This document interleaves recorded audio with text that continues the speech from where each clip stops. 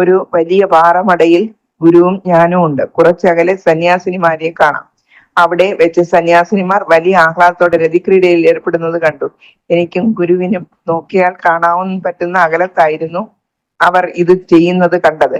ഇത് കണ്ട ഗുരുവിന്റെ മുഖം കോപം കൊണ്ട് ചുവന്നു തൊടുത്തു.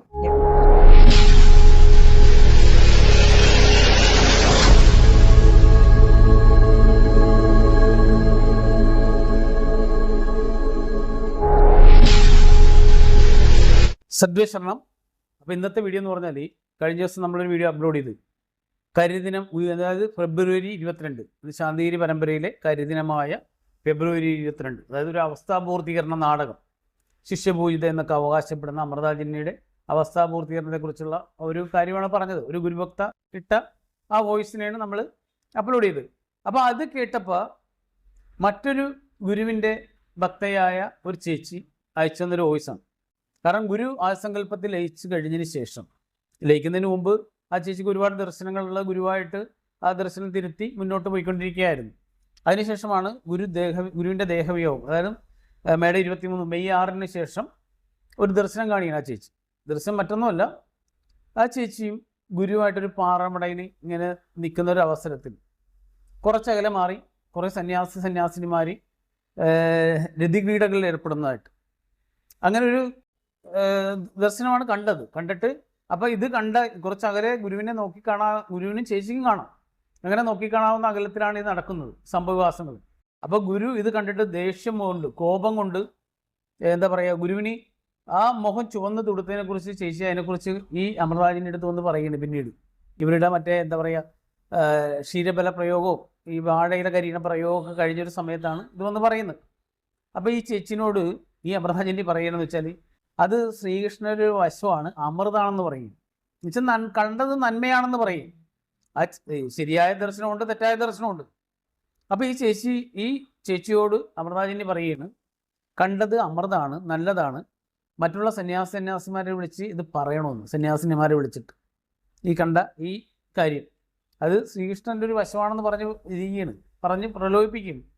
അപ്പോൾ ആ ശ്രീകൃഷ്ണ പരമാത്മാവിനെ കുറിച്ച് ഗുരു പറഞ്ഞേക്കണ എന്താണെന്ന് ഇത്രയും കാലമായിട്ട് ഇവരൊരു ശിഷ്യയായിട്ട് എന്നിട്ട് ഈ അമൃതാജന്യക്ക് മനസ്സിലായിട്ടില്ല.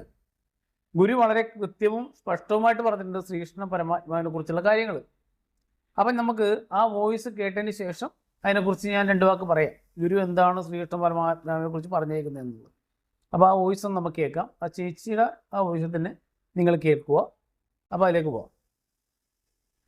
ഗുരുവേ ശരണം. ഈ അടുത്ത് ഗുരുപരമ്പരയെ നശിപ്പിച്ച കരിദിനം ഫെബ്രുവരി 22 എന്ന വീഡിയോ കേൾക്കുവാനിടയായി. അപ്പോൾ എൻ്റെ ഓർമ്മകൾ ഒന്ന് പുറകിലോട്ട് പോയി. അതിൽ സംസാരിച്ച ഗുരുഭക്തിയുടെ വാക്കുകൾ എന്നെ വല്ലാതെ ചിന്തിക്കാൻ പ്രേരിപ്പിച്ചു. ഞാൻ പറയണമോ വേണ്ടയോ എന്ന് പലവട്ടം ശങ്കിച്ച ഒരു കാര്യമാണ്, ഒരു ദർശനത്തെക്കുറിച്ചാണ് എനിക്ക് പറയാനുള്ളത്. ഗുരു ശരീരത്തിൽ ഇരുന്നപ്പോൾ പല അനുഭവങ്ങളും ദർശനങ്ങളും എനിക്ക് കിട്ടിയിട്ടുണ്ട്. അതെല്ലാം ഗുരു തിരുത്തി തരികയും അതിനെല്ലാം കുറിച്ച് വിശദമായി പറഞ്ഞു തരികയും ചെയ്തിരുന്നു. എൻ്റെ ഒരു ദർശനത്തെക്കുറിച്ചാണ് എനിക്കും പറയാനുള്ളത്. ആ ദർശനം എനിക്ക് കിട്ടിയത് ഗുരു ആദിസങ്കല്പത്തിൽ ലയിച്ചതിന് ശേഷം അമൃതജന്യയുടെ ക്ഷീരബല നീരാട്ടും വാഴയില നീരാട്ടും കഴിഞ്ഞ് അവർ എല്ലാവരെയും കാണുന്ന സമയമായിരുന്നു. ഒരു ദർശനം ഇപ്രകാരമായിരുന്നു. ഒരു വലിയ പാറമടയിൽ ഗുരുവും ഞാനും ഉണ്ട്. കുറച്ചകലെ സന്യാസിനിമാരെ കാണാം. അവിടെ വെച്ച് സന്യാസിനിമാർ വലിയ ആഹ്ലാദത്തോടെ രതിക്രീഡയിൽ ഏർപ്പെടുന്നത് കണ്ടു. എനിക്കും ഗുരുവിനും നോക്കിയാൽ കാണാൻ പറ്റുന്ന അകലത്തായിരുന്നു അവർ ഇത് ചെയ്യുന്നത് കണ്ടത്. ഇത് കണ്ട ഗുരുവിന്റെ മുഖം കോപം കൊണ്ട് ചുവന്നു തൊടുത്തു. ഞാൻ ഗുരുവിനോട് തൊഴുത് ഭയത്തോടെ നിൽക്കുകയായിരുന്നു. എനിക്ക് വല്ലാത്ത ഭയം തോന്നി. ഈ ദർശനം കണ്ട വിവരം പറയാൻ ഞാൻ ആശ്രമത്തിൽ പോയി. അമൃതജന്യയെ കണ്ട് വിവരം പറഞ്ഞു.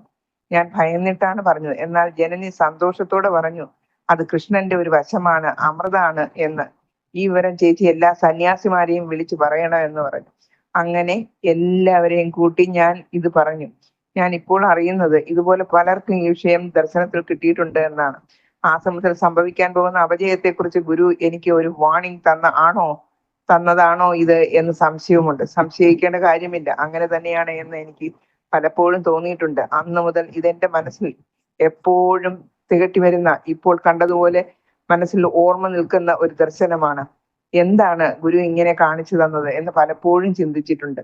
എന്റെ എല്ലാമായ ഗുരുവിന്റെ ആശ്രമത്തിൽ വന്ന അപജയം മാറി ആശ്രമത്തിലും പരമ്പരയിലും ഗുരുവിന്റെ ഇച്ഛ നടപ്പിലാകണമേ എന്ന് മനസ്സൊരുക്കി പ്രാർത്ഥിക്കുന്നു. സദ്ഗുരുവേ ശരണം.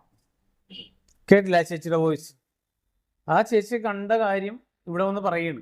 ഈ അമൃതാജന്യോട് പറയുമ്പോൾ ആ അമൃതാജന്യ പറയാണ് ഈ പറയുന്ന ശ്രീകൃഷ്ണ പരമാത്മാവിൻ്റെ ഒരു വശമാണ് അമൃതാണെന്ന് പറയുന്നു. കാരണം ഈ 16,008 ഭാര്യമാരെ രാസലീല ആടുന്ന ഒരു രീതിയിലാണ് ശ്രീകൃഷ്ണ പരമാത്മാവിന് ഈ ഹൈന്ദവ ധർമ്മത്തിലൊക്കെ പറഞ്ഞു വെച്ചിരിക്കുന്നത്, അല്ലെ പുരാണ ഓരോ എഴുത്തുകാർ അവരുടെ ഭാവനക്കനുസരിച്ച് എഴുതി വെച്ചിരിക്കുന്നത്. പക്ഷെ ഗുരു ശ്രീകൃഷ്ണ പരമാത്മാവിനെ കുറിച്ച് പറഞ്ഞിരിക്കുന്നത് യഥാർത്ഥത്തിൽ 16,008 ഭാര്യമാരല്ല, കോടാനുകോടി വർഷം ജനിച്ച് ജീവിച്ച വേദവാഹിനികളായ സ്ത്രീജനങ്ങളാണ് ഗുരുവിൻ്റെ ശിഷ്യരായിരുന്നവർ. മനസ്സിലായി? ശ്രീകൃഷ്ണ പരമാത്മാവിൻ്റെ ശിഷ്യരായിരുന്നു ഈ പറയുന്ന 16,008 ഈ സ്ത്രീകൾ, ഗോപകമാരെ എന്ന് പറയപ്പെടുന്നവർ. അത് വേദവാഹിനികളായിരുന്നവർ. അവരെക്കുറിച്ച് ഗുരു ഒരുപാട് കാര്യങ്ങൾ പറഞ്ഞിട്ടുണ്ട്. അതിനെക്കുറിച്ച് അടുത്ത വീഡിയോയിൽ പറയാം. ഇപ്പം ഇതൊന്ന് സൂചിപ്പിച്ചു പോവുകയാണ്. പിന്നെ മറ്റൊരു കാര്യം എന്ന് പറഞ്ഞാൽ ഈ നമ്മുടെ ചേച്ചിക്ക് മാത്രമല്ല ഒരുപാട് ആൾക്കാർക്ക് ഗുരുവിൻ്റെ ദേഹവിയോഗശേഷം ദർശനങ്ങൾ കിട്ടിയിട്ടുണ്ട്, ഗൃഹസ്ഥാശ്രമികളായ സ്ത്രീ പുരുഷന്മാർക്ക്. പക്ഷെ അവരെയൊക്കെ കുറേ ആൾക്കാർ ഇവിടെ ഈ അമൃതാജിൻ്റെ അടുത്ത് വന്ന് പറയുമ്പോൾ ഇവർ തെറ്റായ നിർദ്ദേശങ്ങൾ കൊടുത്ത് അവർക്ക് ഭാവിയിൽ ദർശനം കിട്ടാത്ത അവസ്ഥ ഉണ്ടാക്കിയിട്ടുണ്ട്. അത് കൂടാതെ എന്ന് പറഞ്ഞാൽ കുറേ ആൾക്കാർ പറയാത്തവരുണ്ട്. ഇപ്പം ഇതുപോലെ ഈ കഴിഞ്ഞ വീഡിയോയിൽ വന്ന ഗുരുഭക്തയുടെ വാക്കുകൾ കേട്ടിട്ടാണ് ചേച്ചിക്ക് ആ എന്നുവെച്ചാൽ മറന്നിരുന്ന കാര്യം ഓർമ്മ വന്ന ഇപ്പോൾ മനസ്സിലായ. പിന്നെ അത് കൂടാതെ എന്ന് പറഞ്ഞാൽ ഇപ്പോൾ ഈ അമൃതാജിനെ വെള്ളം പൂശാൻ വേണ്ടി ശ്രീകുട്ടി ശ്രീമതി ആൻറ്റിയൊക്കെ വന്ന് ഒരുപാട് പറയുന്നുണ്ട്. അവർ പറയുന്ന ഒരു കാര്യം എന്ന് പറഞ്ഞാൽ എന്താണ്, ഗുരുവിൻ്റെ ആ ഒരു ബൈലോയുടെ കാര്യത്തിൽ തന്നെ എന്താ പറയുന്നത്, ഒരുപാട് പേര് ഭരിക്കാൻ വരുമ്പോൾ എന്ന് പറഞ്ഞാൽ ഇത് എങ്ങനെ ഏകീകരിച്ച് കൊണ്ടുപോകുമെന്ന് ചോദിക്കുമ്പോൾ ആ ഗുരു ആ ഒരു ഡിസ്കഷനിൽ പറയുന്നുണ്ട്. എന്താ പറയുന്നത്, അത് ഗുരു ഉണ്ടല്ലോ എന്ന്. ഞാൻ അവരെ ചലഞ്ച് ചെയ്യുന്നു. അങ്ങനെ ഒരു വാക്ക് ഗുരുവാണി അവർ കൊണ്ടുവരികയാണെങ്കിൽ, നമ്മൾ ഗുരുവാണി അപ്ലോഡ് ചെയ്യുന്നുണ്ടല്ലോ, നമ്മുടെ ചാനലിൽ തന്നെ ഉണ്ട് ഗുരുവാണി 185, 156. ഗുരു ആ സംസാരിക്കുന്ന കാര്യങ്ങൾ മൊത്തം ഉണ്ട്. പിന്നെ അതിൻ്റെ ഷോർട്ട് ഈ വീഡിയോയുടെ ആ ലാസ്റ്റ് ഭാഗത്ത് പിൻ ചെയ്യാം. നമ്മളെപ്പോഴും പിൻ ചെയ്യുന്നതാണ്. അതിനൊന്ന് കേട്ട് നോക്കിയിട്ട് അവർ പറയണം, അല്ലെങ്കിൽ അവർ കൊണ്ടുവരണം ഗുരു അങ്ങനെ പറയുന്നത്. അതിന് ഗുരു ഉണ്ടല്ലോ എന്ന്. ഗുരു ഉണ്ട്. എങ്ങനെയാണ് ഗുരു ഉള്ളത്? ഗുരു ആത്മീയപരമായിട്ടുണ്ട്. ഭൗതികപരമായിട്ടാണ് മെയ്യാറിന് ഗുരുദേഹവിയോഗം ചെയ്തത്. പക്ഷെ ഗുരുപ്രകാശത്തിൽ നിന്ന് വാക്കുകൾ ചോദിച്ചിട്ടാണ് നമുക്ക് പറഞ്ഞതെന്ന് പറഞ്ഞാണ് അമൃതാജിനെ ഇത്ര നാളും പറ്റിച്ചത്. അതെങ്ങനെയാണ് ഈ ശ്രീകുട്ടി എന്ന് പറയുന്നവർക്കും ഈ ശ്രീമതി ചേച്ചിക്കും പറയാൻ പറ്റുന്നതെന്നുള്ളത് നമ്മൾ ആലോചിച്ചപ്പോഴാണ് മനസ്സിലായത്.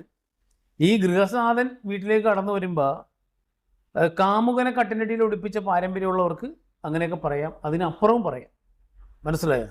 അങ്ങനെയുള്ളവർക്ക് മാത്രമേ ഇവരോട് കൂടി നിന്നിട്ട് ആ സ്വഭാവവും ആ ജീവിതവും സ്വന്തം ഭർത്താവിനെ വഞ്ചിച്ച് കാമുകനെ കട്ടിനടിയിൽ ഒളിപ്പിച്ച് പാരമ്പര്യമുള്ള അതുപോലുള്ളവർക്ക് ഇതുപോലെ പറയാൻ പറ്റുള്ളൂ. പച്ചക്കള്ളങ്ങൾ വിളിച്ച് പറയാൻ പറ്റും. അപ്പോൾ ഇനി ഇതിൻ്റെ ആ ലാസ്റ്റ് ഭാഗത്ത് എന്ന് പറഞ്ഞാൽ ഗുരുവാണി, ഗുരുവിൻ്റെ ആ ബൈലോയിലുള്ള ഡിസ്കഷൻ, ഗുരു എങ്ങനെ ഈ പരമ്പര കൽപ്പാന്ത കാലത്തോളം മുന്നോട്ട് പോകണമെന്നുള്ളതിനെക്കുറിച്ച് പറയുന്ന കാര്യമാണ്. പിന്നെ അതിലൂടെ ഗുരു ഒരു കാര്യം ഊന്നി പറയുന്നുണ്ട്.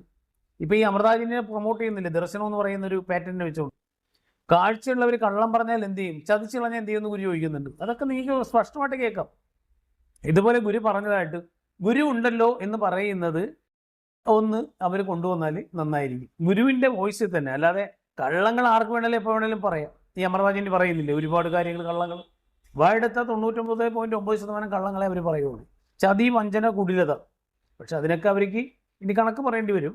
അത് കണക്ക് പറയിപ്പിക്കുക തന്നെ ചെയ്യും. അപ്പോൾ നമുക്ക് ഗുരുവിൻ്റെ ഗുരുവാണി അതും ഒന്ന് കേൾക്കുമോ? അപ്പോൾ ഇതേപോലെ ദർശനമുള്ള ഒരുപാട് ആൾക്കാരുണ്ട്. ഒരുപാട് ആൾക്കാർ എന്നെ വിളിച്ച് സംസാരിക്കുന്നുണ്ട്. പക്ഷേ ആ അവർ സംസാരിക്കുന്ന കാര്യങ്ങൾ നമുക്ക് അതുവഴി ഇടാൻ പറ്റാത്തത് കൊണ്ടാണ് ഇടാത്തത്. ഒരുപാട് കാര്യങ്ങൾ, ഒരുപാട് ആൾക്കാർ, ഒരുപാട് ആ സമയത്ത് ഗുരുവിനെ വിശ്വസിക്കുന്ന, ഗുരുവിൻ്റെ യഥാർത്ഥ ഭക്തരായ ആൾക്കാർ ഒരുപാട് പേരുണ്ട് ഇതേപോലെ സംസാരിക്കുന്നത്. പക്ഷേ ഭൂരിഭാഗം പേർക്കും എന്ന് പറഞ്ഞാൽ ഈ അമൃതാജിൻ്റെയും ഗുരുരത്നയും ഭയമാണ്. ഇവർ ഗുണ്ടാ ആക്രമണം ഭയമുണ്ട്, ഇവരെ പോലീസ് സ്വാധീനം ഉപയോഗിച്ച് ഇവർ കള്ളക്കേസ് കൊടുക്കാൻ ഭയമുണ്ട്. പല രീതിയിൽ കുടിലതകൾ, ഇവരെ കുടിലതകളുടെ കൂമ്പാരമാണ് ഈ അമൃതാജിൻ്റെയും ഗുരുരത്നസ്വാമി എന്ന് പറയുന്ന രണ്ട് പേര്. മനസ്സിലായി? ശാന്തിഗിരി പരമ്പരയെ നശിപ്പിച്ച രണ്ട് പ്രമുഖ വ്യക്തിത്വങ്ങളാണ് ഇവർ. മനസ്സിലായില്ലേ? അപ്പം നമുക്ക് ആ ഗുരുവാണി കേൾക്കാം. സദ്ഗുരുശർ, ഞാനിരിക്കുമ്പോൾ നിങ്ങൾ ഈ വഴിക്ക് പോകുമെങ്കിൽ പിന്നെ നിങ്ങൾ ആരെയും മാനിക്കയില്ല, കൊണ്ടുപോവുകയില്ല എന്നുള്ളത് തീർപ്പായി. ഈ സംഘത്തിനൊരു തീർപ്പ് അതുണ്ടാക്കിയ ആൾ ചെയ്യുന്നു. അവൻമെൻ്റ് ഇല്ല. പിന്നെ അതായത് ഇപ്പം 4 സന്യാസിമാർക്ക് 1 കൊല്ലം ഭരിക്കാം. അത് ഈ ഗൃഹസ്ഥാശ്രമിക്കും ഈ പറഞ്ഞവർക്ക് ഒരു ഇഷ്ടമല്ലെന്ന് കണ്ട ഉടനെ ഇഷ്ടമാണെങ്കിലും കൂടെ അടുത്ത 4 പേരെ തിരഞ്ഞെടുത്തോണം. ഈ സംഘം എല്ലാം കൂടി ചേർന്നിട്ട് തൃപ്തിയായിട്ട് 4 പേരെ തിരഞ്ഞെടുക്കുക 1 കൊല്ലത്തിനകം. 1 കൊല്ലം കൂടുതൽ പാടില്ല. എന്താണെന്നറിയാമോ? അടുത്ത കൊല്ലം ഇവരിരുന്ന ഇത് വീണ്ടും അത് പ്രയാസപ്പെടുത്തിയിട്ടേ ഇവർ പോകുള്ളൂ. അതന്നെ ഈ സന്യാസ സംഘത്തിന് നിന്ന് സഹിക്കാൻ വയ്യാത്ത ഒരു തെറ്റ് കണ്ടാൽ ആ ആളെ ആജീവനാന്തം അയാളെ പിരിച്ചുവിടുക. ഒരു ഭരിക്കുന്നെന്ന് വെച്ച് വേറെ ഒരു അധികാരവും ഇവർക്ക് വേറെ കൂടുതലായിട്ട് ചെയ്യാൻ പാടില്ല. സംഘത്തിൻ്റെ മറ്റ് ഗൃഹസ്ഥാശ്രമ അംഗങ്ങളും ഉണ്ടല്ലോ, അവരോട് ചോദിച്ചിട്ടല്ലാതെ വേറെ ഒന്നും ചെയ്യാൻ പാടില്ല.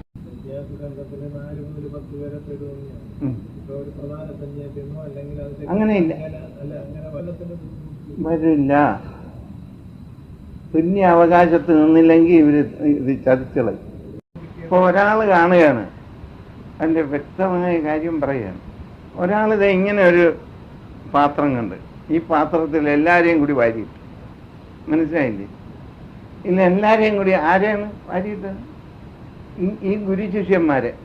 അതിൽ പിന്നെ ഇതിനെ നിയന്ത്രിക്കാനായിട്ട് ഈ വാരിയിട്ട് ചാടിപ്പോകാതിരിക്കാനായിട്ട് ഒരു പാത്രം, ഇതിന് മനസ്സിലായില്ല, ഈ പാത്രത്തിൽ വാരിയിട്ടിരിക്കുക, അത് സംഘം എന്നർത്ഥം. ഇതിനെ ഈ സംഘത്തിൽ നിന്ന് ചാടിപ്പോയാൽ അതിനെ കവർ ചെയ്തുള്ള പാത്രമാണ് ഗൃഹസ്ഥാശ്രമം. മര്യാദയ്ക്ക് നിന്നോണം. ഈ ഭരണ സംവിധാനത്തിനോട് സന്യാസിമാരുടെ വാക്കുകളിൽ ഈ താഴ്ചയുള്ള ആളുകൾ പറയുന്നത് മുൻഗണന കൊടുത്തുകൊണ്ട് കാര്യങ്ങളോട് തീരുമാനിക്കും. അത് അങ്ങനെ പോയാൽ അവർ തെറ്റും. നമുക്കൊരു അറിവിന് അവർ പറയുക ഇന്നതൊക്കെയാണ്. സത്യമായിട്ട് പറഞ്ഞില്ലെങ്കിൽ എന്താണ് അതിലുള്ള കുഴപ്പമെന്ന് ആരറിയും? അത് തന്നെ അപ്പോഴേ അവർ ഉള്ളവർ തിരഞ്ഞെടുക്കട്ടെ. അതൊന്നും അത് ഒരുപാട് പേര് കാണും. ഇതിന് ഗൃഹസ്ഥാശ്രമികളായിരിക്കും ചിലപ്പോൾ കൂടുതൽ മുന്നിൽ വരുന്നവർ. കാഴ്ചയുള്ളവർ, കാര്യം അറിയാവുന്നവരും ഗൃഹസ്ഥാശ്രമികൾ വരും.